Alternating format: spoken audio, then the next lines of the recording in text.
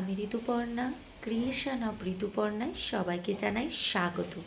তো ব্লগটা কিন্তু শুরু করে দিলাম এখন থেকে। তো চলো দেখতে থাকো আমার এই সুন্দর ব্লগটা। এখন কিন্তু চলছে সূর্যি মামা আর মেঘের মধ্যে ভীষণ টক্কর, কে জিতবে। সূর্য বলছে আমি জিতবো, মেঘ বলছে না আমি জিতবো। এই দুজনের লড়াইয়ে সূর্যের কিন্তু একটু দেখা মিলেছিল। সূর্য কিন্তু পুরো দমে চেষ্টা করছে। দেখো সূর্যের কিন্তু রোদ কিন্তু পড়েছিল। এখন বাজে কিন্তু সকাল 6:30। সূর্য মেঘের মধ্যে খুব লড়াই চলছে, কে জিতবে। এই করতে করতে মেঘই কিন্তু জিতে গেল, সূর্যকে দিল একদম ঢেকে। ব্যাস হয়ে গেল অন্ধকার, সূর্য গেল লুকিয়ে মেঘের আড়ালে। তো চলো এইভাবেই আজকের সকালটা শুরু হলো। তো সকাল সকাল কিন্তু আবার চলে আসলাম তোমাদের সামনে। এখন বাজে হচ্ছে 7:30। এখন শ্রিয়ানের ব্রেকফাস্টটা চটপট করব, কারণ শ্রিয়ান আজকে স্কুলে যাবে। সোম আজকে অফিস যাচ্ছে না, আজকে বাড়িতেই থাকছে। কিন্তু শ্রিয়ান তো স্কুলে যাবে, ওর তো স্কুল কামাই করলে চলবে না।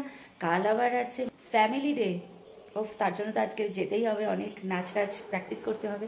তো যাই হোক, এবারে আর তাছাড়া কি বলতো, আমি শ্রিয়ানের না স্কুলটা ঠিক কামাই করতে চাই না। যতই মানে খুব এমার্জেন্সি না হলে আমি শ্রিয়ানের স্কুল কামাই করি না, কারণ ওই স্কুলে যেতে যেতেই তো শিখবে না। ঘরে বসে থাকা মানেই তো একটু সারাদিন গাড়ি নিয়ে বসে থাকবে, আর তা নাহলে একটু যদি ফাঁকা পায় টুক করে মোবাইলটা নিয়ে নেবে। তো মোবাইলটা তো এখন সরিয়ে রাখি, যতক্ষণ ও খেলে মোবাইলটা আমি রাখি না ওর সামনে।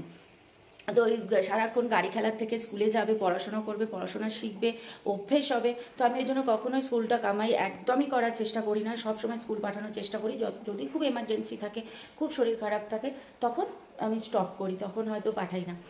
তো যাই হোক, এখন শ্রিয়ানের চটপট ব্রেকফাস্টটা করবো। 7:30 বাজে, 7:30তে আমার শ্রিয়ানের ব্রেকফাস্ট বানানো হয়ে যায়, ওকে গিয়ে ঘুম থেকে তুলি। কিন্তু আজকে 7:30 বাজে, এখন আমি ব্রেকফাস্ট বানাবো। আর ওই যে ঘুমাচ্ছে দেখেছো, কিছুতেই উঠছে না। ওকে ডাকছি আমি যে 7:30 বাজে, ওট ওট, কিছুতেই ঘুম থেকে উঠছে না। জানি না কখন ঘুম থেকে উঠবে। তবে ব্রেকফাস্টটা বসিয়ে নিয়ে আমি আরেকবার ডাকবো, কারণ সোমও বাথরুমে গেছে, এই জন্য। নাহলে সোমকেই বলতাম তুলে দিতে ওকে। আর বাইরের ওয়েদার একদমই ভালো না। তা এখন বৃষ্টি থেমেছে, কিন্তু একদম বাজে ওয়েদার। তোমাদের সাথে কথা বলতে বলতে কিচেনে চলে এসেছি। চটপট শ্রিয়ানের ব্রেকফাস্টটা বানাই, তারপর শ্রিয়ানের আবার টিফিনও বানাতে হবে। পরে দেখা হচ্ছে। তো সৌমের যখন আজকে ছুটি, মানে ও ছুটি নিয়ে যেহেতু বাড়িতে আছে, তো বললাম যে তুমি তাহলে চাটা করে নাও। আর তাছাড়া ছুটি থাকলে ওই চা করে, ও বলার আগেই মানে সব রেডি করে নিচ্ছিল চা করার জন্য। এলাচ আর আদা দিয়ে না খুব সুন্দর ও এখন চা বানায়, আমার থেকেও ভালো চা বানায়। তো এদিকে শ্রিয়ানের ব্রেকফাস্টও হয়ে গেছে, এবার হচ্ছে শ্রিয়ানকে খাইয়ে দেবো। তো আজকে না আর বাসি বিছানাটা তোলা হয়নি। তো আজকে যেহেতু লেট হয়ে গেছে, তো শ্রিয়ানকে স্কুল থেকে দিয়ে এসে তবেই ও মানে বাসি বিছানাটা তুলবো। এখন এমনি বালিশগুলো একটা সাইডে সরিয়ে শ্রিয়ানকে খাইয়ে দেবো, তো পরে এসে বিছানাটা সুন্দর করে গুছিয়ে নেব। তো আজকে তো বর্ষা কাজ করে চলে গেছে। তো অন্যান্য দিন কি হয়, শ্রিয়ানকে স্কুল থেকে আসার পরে বর্ষা আসে, তো তাই জন্য না আর বাজার করা হয় না, একটু তাড়াহুড়ো থাকে। তো আজকে বর্ষা আগেই কাজ করে গেছে, তাই ভাবছি শ্রিয়ানকে স্কুলে দিয়ে ফেরার পথে বাজার করে আসব, তাহলে খুব সুবিধা হবে। তো বাজার টাজার করে চলে এসেছি, এসে ব্রেকফাস্ট করেছি, করে স্নান টান করে পুজো দিয়ে কিচেনে চলে এসেছি। তো এখানে দেখো কুকারে আছে হচ্ছে এই যে কাঁকরোল ছিল, কাঁকরোল বা আখরি যে যেটা বলো, আমি তো আখরি বলি। তো ওটাকে একটু সেদ্ধ করে নিয়েছি, আজকে আখরি পুর করব, তার জন্য দেখো সেদ্ধ করে রেখে দিই। কাঁকরোলটাকে সেদ্ধ করে সাইডে রেখে দিলাম। তো ভাবলাম যে চিংড়ি মাছটা যে রয়েছে, আজকে মানে সোহমকে চিংড়ি মাছটা করে দিই। আমি তো আর নমস্কার করেছি, আর আমি চিংড়ি মাছ খাচ্ছি না। তো ভেবেছিলাম 2-3টে চিংড়ি মাছ আছে, তো এখন দেখছি 4 টুকরো রয়েছে। তো ভাবলাম যে না, তাহলে 4টে একটু ঝোল করে দিই, ঝোল করে সোহমকে দিয়ে দিই, ও খেয়ে নিই। আর কাতলা মাছ আছে, আমি কাতলা মাছ খাবো। ওই দিনের পর থেকে তো আমি মানে একদম কান মুলেছি, যার কোনো দিনও চিংড়ি মাছ মুখে দেবো না। তো সোমকে বললাম যে 4টে চিংড়ি মাছ আছে, তোমাকে একটু এমনি ঝোল করে দিয়ে দিচ্ছি। বলছি এমনি কেন, এখন নিজে খাবে না বলে আমাকেও করে দেবে না ভালো করে? আমি তখন বলছি দেখো, আমি রান্না ভালো পারি, আমি যেইভাবেই করে দেবো না সেইভাবেই দেখবে দারুণ হবে খেতে। বলছে হ্যাঁ, সে তো আমি জানি তুমি রান্না খুব ভালো পারো। বলছে ঠিক আছে, বেশি ঝামেলা করতে হবে না, একদম সিম্পল ওয়েতে তুমি করে দাও। তো ভাবলাম যে ঠিক আছে একটু টক দই দিয়ে দিই, তাহলে একটু টেস্টও হবে। তো টক দই দিয়ে একটু ঝোল করে দিয়েছিলাম, আলু টালু কিচ্ছু দিইনি, এমনি একটু প্লেন ঝোল করে দিয়েছি। তো খেয়ে দুপুরে খেলো ভাত দিয়ে, বললো যে হ্যাঁ ভালোই হয়েছে, খারাপ তো লাগছে না। জি হ্যাঁ, আমি বললাম না যে আমি যেরম সেরম করলেও কিন্তু রান্না কিন্তু দারুণ হয়। তো চলো, সোমের চিংড়ি মাছ হয়ে গেছে। তো এই হচ্ছে সোমের 4টে টুকরো ছিল, সেই চিংড়ি মাছের ঝোল বানিয়ে দিয়েছি ওকে। স্কুল থেকে ফিরে শ্রিয়ানকে ফলের রস খাইয়ে দিয়েছিল, সোম খাইয়ে দিয়েছে, খাইয়ে দিয়ে সোম স্নান করিয়ে দিয়েছে। তো শ্রিয়ানের স্নান টান হয়ে গেছে, ও এখন গাড়ি খেলছে। তো এই ফাঁকে দেখো শ্রিয়ানের জন্য করেছি একটু আলু ভাজা আর কাঁকরোল ভাজা। কাঁকরোল ভাজাটা আমাদের জন্য করেছি, আর এই গোল গোল আলু ভাজাটা শ্রিয়ানের জন্য করেছি, কারণ শ্রিয়ান আজকে একটু এগ ফ্রাইড রাইস খাবে, তো তাই ওকেই গোল গোল আলু ভাজাগুলো দিয়ে দেবো। তো এখানে দেখো সব কেটে রেডি করে নিয়েছি, পেঁয়াজ কুচি, টমেটো কুচি, আর এখানে আছে বিনস আর ক্যাপসিকাম। গাজরটা নেই তো তাই গাজরটা কিন্তু আর দিতে পারিনি, আর ওখানে তো ডিম রয়েছে, ব্যাস এই দিয়েই বানিয়ে দেবো। তো এই যে দেখেছো শ্রিয়ানের একদম এগ ফ্রাইড রাইস রেডি। আর একটু লাস্টে একটু মাখন দিয়ে দিলাম, তাহলে কি হবে, টেস্টটা একটু ভালো হবে। তো আমি কিন্তু এটা ওই গোবিন্দভোগ চাল দিয়েই ওকে করে দিয়েছি, ওটা দিলে কি একটু ভালো হয়, একটু সফট হয়, এই জন্য আর কি ওই চাল দিয়ে ওকে বানিয়ে দিয়েছি। এবার করব হচ্ছে কাঁকরোলের পুর।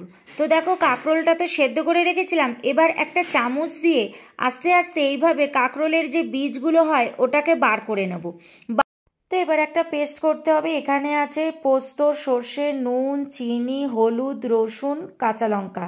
তো যেহেতু এটা নারকেল দিয়েই করতে হয়, মেন নারকেল আর সর্ষে দিয়ে, কিন্তু আমার কাছে যেহেতু নারকেল নেই, তাই যদি নারকেল না থাকে তার বদলে পোস্ত দিয়ে করতে পারো। তো ব্যাস একটু জল দিয়ে মিক্সিতে পেস্ট করে নিলাম, করে ওই যে কাঁকরোলের যে বীজগুলো রেখেছিলাম ওগুলোর সাথে এটা একটু ভালো করে মিশিয়ে নিলাম। মিশিয়ে নিয়ে এবার একে একে কাঁকরোল নেব, আর নিয়ে তার মধ্যে একটু একটু করে এটা পুরটা ভরে দিতে হবে।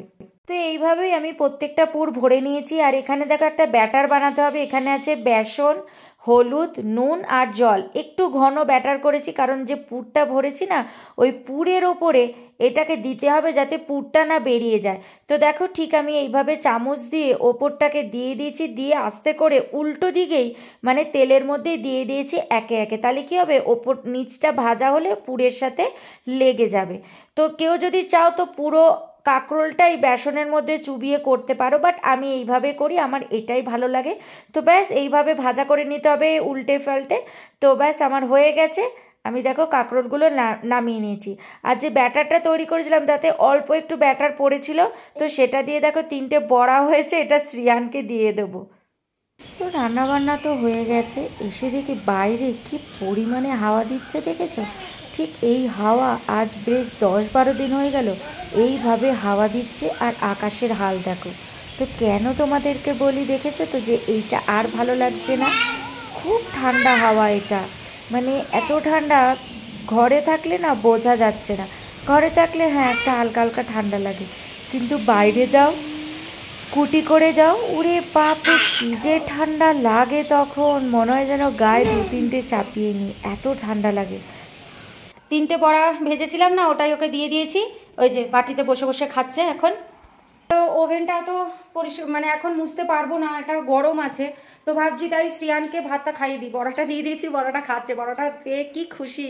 তো এখন বড়া খাচ্ছে, তো ভাবছি এখন ভাতটা খাইয়ে দিই, তাহলে ভাতটা খাওয়াতে খাওয়াতে না ভাতটা ঠান্ডা হয়, ওভেনটা ঠান্ডা হয়ে যাবে। তো তারপরে ওভেনটা পরিষ্কার করবো, শ্রিয়ানকে ভাত খাইয়ে উঠে গপুকেও খেতে দিয়ে দিই, দিয়ে তারপর শ্রিয়ানকে খাইয়ে দিই, দিয়ে তারপরে ওভেন পরিষ্কার করবো। তো চলো স্নান করে চলে এসেছি, ভীষণ ঠান্ডা লাগছিল স্নান করে বেরিয়ে। বাইরে নেই, একটুকু রোদ, মেঘ হচ্ছে, মানে যখন তখন বৃষ্টি নামতে পারে, এটাই হচ্ছে সমস্যা। তো স্নান হয়ে গেছে, শ্যাম্পু ট্যাম্পু করে নিয়েছি। শ্যাম্পু করাটা আমার কাছে যে মানে কতটা চাপের, মানে কি বলবো,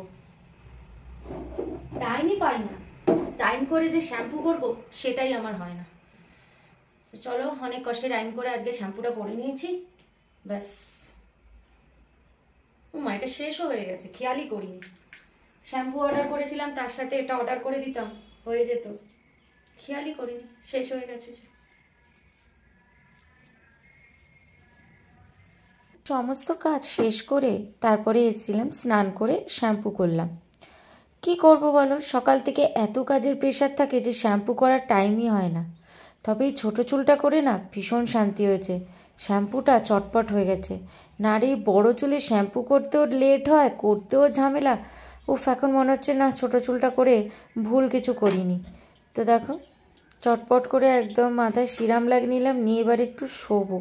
সে কোন সকালে উঠেছি বলো তো, তখন থেকে একটার পর একটা কাজ চলছে, আর পারছি না। এবার গিয়ে একটু রেস্ট নেব। শ্যাম্পু ট্যাম্পু করলাম, কারণ সকালে না শ্যাম্পু করার টাইম হয় না। সকালে একটু হালকা করে মানে অল্প করে স্নান করে নিয়েছিলাম, বেশি স্নান করিনি, জানি শ্যাম্পু করবো কারণ আমার মাইগ্রেন আছে, আবার কখন মাথা যন্ত্রণা শুরু হয়ে যাবে জন্য সকালে একটু ভালো করে জামাটা চেঞ্জ করে একটু ধুয়ে নিয়েছিলাম হাত মুখ। তো তারপরেই এখন ভালো করে স্নান করলাম। তো চলো এবার একটু শোবো, রেস্ট নেব, আবার তোমাদের সাথে দেখা হচ্ছে সন্ধেবেলায়। চলে এলাম একদম সন্ধেবেলায় চা নিয়ে। সোহম করে নিয়ে এসছে চা, লেবু চা। শ্রেয়ানের দুধ খাওয়া হয়ে গেছে, এখন আমরা খাবো লেবু চা আর ওই সম্পাপড়িটা না এখন একটুখানি রয়ে গেছে, ভাবছি ওটাকেই খেয়ে নেব। আর এনাকে দেখেছেন গাড়ি নিয়ে কি অবস্থা করেছে, ঘরে ঢুকছে, একটা করে গাড়ি নিয়ে যাচ্ছে আর আসছে। তো যাই হোক, চাটা তো সব কিছু খাওয়া হয়েছে, তো এবার তো এগুলো ধুতে হবে না। আমরা চা খেয়েছি, শ্রেয়ান দুধ খেয়েছে, আর এই হচ্ছে চায়ের বাটি, দেখো লেবু টেবু সব পড়ে আছে। তো চটপট এগুলোকে এখন ধুয়ে নিই। কাজের কিন্তু কোনো শেষ নেই, সংসারের কাজ দেখবে কোনোদিনও শেষ হয় না। একদম সকালে চোখ খুললাম, কাজ শুরু হলো, আবার চোখ বন্ধ করব, মানে যখন রাতে ঘুমাবো তখন মনে হবে কাজটা শেষ হবে, তারপরে একটু নিশ্চিন্তে ঘুমাবো। তো আর কি করা যাবে, সংসারের কাজ করতেই হবে, কিছু করার নেই। বাসনগুলো ধুয়ে নিই। আর শ্রিয়ান হচ্ছে ওখানে বসে বসে এখন টিভি দেখছে, ওই যে উনি চেয়ারে উঠে বসে পড়েছে। কি দেখছে, কি হচ্ছে টিভিটা? ও, তুমি নেটফ্লিক্সে দিয়ে দিয়েছো। ওই যে নেটফ্লিক্সটা চালালেই না এরকম মিউজিক হয়, দেখবে এই যে কিছুই না, খালি এই মিউজিকটা হবে। তো ওর ওই মিউজিকটা খুব পছন্দের, ও ওটাকে চালিয়ে দিয়ে মিউজিকটাকে শোনে, ওর মিউজিক খুব ভালো লাগে। মিউজিকের সাথে সাথে আবার গুনগুন করবে কোনো গান। এখন আগে ওর নাচ ভালো লাগতো, এখন আর একদম নাচে না। এখন কি করে জানো, কোনো গান যেই হবে না, সাথে সাথে গানটার সাথে সাথে না মুখে করতে থাকবে, কিন্তু ঠিক মিলিয়ে দেয়, একদম গানটার সাথে মিলিয়ে মিলিয়ে পুরো গুনগুন গুনগুন করতে থাকে। এখন হচ্ছে গানটা ওর প্রিয় হয়েছে, মিউজিক আর কি। তো না, অনেক কথা বলে ফেলছি, বাসনগুলো ধুতে হবে, তা নাহলে দেরি হয়ে যাবে। কারণ আবার একটু পরে রুটি করব। আটা মাখা নেই, সোহম বললো যে আমি হেঁটে আসি, এসে আটা মেখে দেবো। কিন্তু আমি ভাবছি দূর, ও হেঁটে আসবে কখন, তারপরে আটা মাখবে, তার থেকে বাবা আমি মেখে নেবো, মেখে আটা বেলে নেবো, আমার তাড়াতাড়ি হয়ে যাবে। ও আসলে আমার না দেরি হয়ে যাবে, কারণ আগামীকাল আবার আমাদের তাড়াতাড়ি উঠতেও হবে, কারণ শ্রিয়ানের স্কুলে ফাংশন আছে।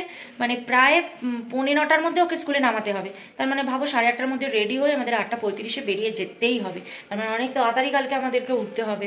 তো এই হচ্ছে ব্যাপার, বেশি করে ফাংশন না, 1 ঘন্টার একটা ফাংশন, ছোট্ট ফাংশন ফ্যামিলিতে।